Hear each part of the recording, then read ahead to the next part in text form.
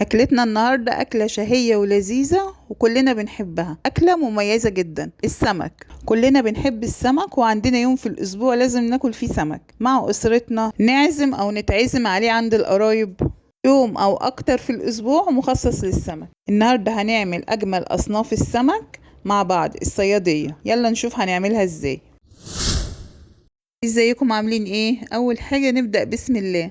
أول نوع معانا الصدف من أجمل أنواع السمك من البحر الأحمر، سمك جميل جدا جدا ومميز. السمكة دي وزنها 2 كيلو. السماك منضفها ومجزلها وشايل السلسلة اللي هي البني اللي بتبقى في النص. طبعا هنعيد على تنظيفها تاني، بنفصل الجزل عن بعض وبعد كده نغسلها كويس جدا. اهم حاجة في السمكة انها تكون طازة جدا. بنعرفها ازاي؟ بنعرفها من الخياشيم بتاعتها، بتكون حمراء، وبنعرفها من لون العين بتاع السمكة، بتكون مبرقة، لونها مش بهتان.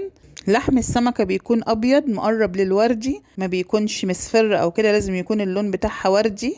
ريحتها بتكون زي البحر، زي ريحة البحر. يفضل ان السماك هو اللي يجزل السمكة عشان انت ما تهريش السمكة. هيقطعها لك قطع متساوية، متوسطة، رفيعة، حسب ما انت عايزة. كده بعد ما غسلنا السمكة وعدنا على تنظيفها، عدنا القشر الزيادة ونضفناها من جوه كويس جدا. غسلناها بالمية كذا مرة من غير خل، لان الخل بيهري السمك. وبعد كده صفيناها. بعد كده بنتبل السمك ونسيبه لمدة ساعة في التتبيلة. التتبيلة عبارة عن كمون وتوم وملح وفلفل وليمون وشطة.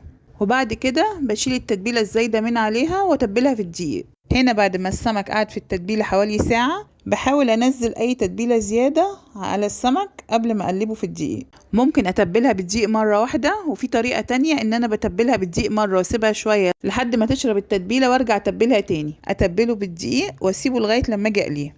والتتبيلة بتاعت السمك بتكون ناعمة جدا. السمكة دي متقطعة لقطع متوسطة، ممكن تبقى ارفع من كده فتدي عدد اكبر. تاني نوع معانا الدراك. طبعا السمك الدراك ده معروف جدا في المطاعم وسمك جميل جدا جدا. برضو سمك من البحر الأحمر.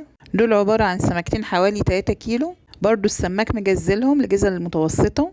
هنا تبلتهم برضو بنفس التتبيلة، الكمون والملح والليمون والشطة والثوم والفلفل الأسود والملح. وابتدي أتبلهم مرة في الدقيق وهرجع أسيبهم شوية وارجع أتبلهم تاني. بتبل السمك بالدقيق بس بدون اضافات، علشان مش بحط كركم ولا اي اضافات كاري ولا اي حاجة تانية، علشان طعم التوابل ما يغطيش على طعم السمك. انا عايز طعم السمك يبان.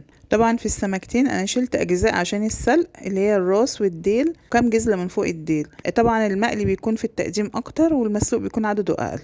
سمك الدراك فيه ميزة حلوة ان هو سهل في الاكل عشان ما فيهوش شوك، فيه عظمة بس في النص. لما تبل القطعة مرتين في الدقيق بتديني طبقة متماسكة، بتبقى حلوة في الشكل وفي طعمها، بتبقى مقرمشة من بره ومخلية السمكة طرية من جوه. كده خلصت الكمية كلها وتبلتها مرتين. في حلة على النار بنزل بكمية كويسة من الزيت تكفي لتحمير بصلتين كبار او 3 بصلات مبشورين او مقطعين قطع. بقلب في البصل لغاية لما احصل على اللون البني. كل ما لون البصل يغمق كل ما الرز بقى غامق، وطبعا ده حسب رغبتك انت، حسب اللون اللي انت عايزاه. كده خلاص قربنا نحصل على اللون اللي احنا عايزينه، عشان انا عايزه الرز غامق فهغمق البصله. بنزل بمعلقه كبيره من تتبيله السمك وبعد كده بضيف الميه.